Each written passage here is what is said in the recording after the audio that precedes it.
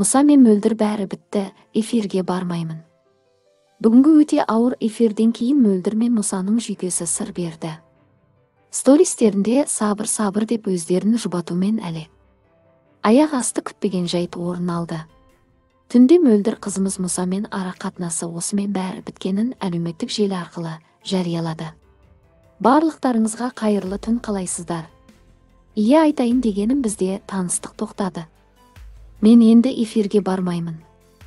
Қазір айтатын шығарсыздар, ия баста барма дедік саған, бәріміз деп.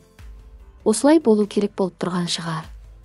Екеумізге де дұрысы осы деп шештік, деді Мөлдір қызымыз.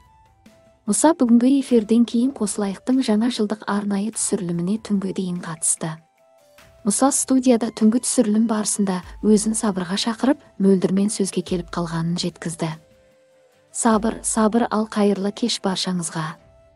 Мөлдірмен жолыққан жоқпыз, Мөлдірде түсірілімге келді негізі. Білмеймін, ертең енді эфирге ортаға шығамыз ба, шықпаймыз ба мына тұрыспен, деді Мұса. Осы жайттан кейін әлеуметтік желі қолданушылары Мөлдір мен Мұсаға жарыса жазды. Мөлдір, неге сүмірейіп қалғансың?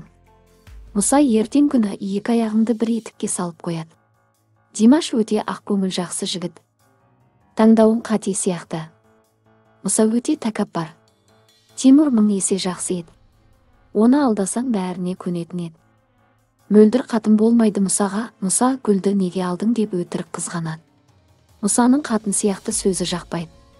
Тиманың анасы қандай керемет жан, оны да бағаламадың. Тима керемет бала еді, сен оны бағаламадың.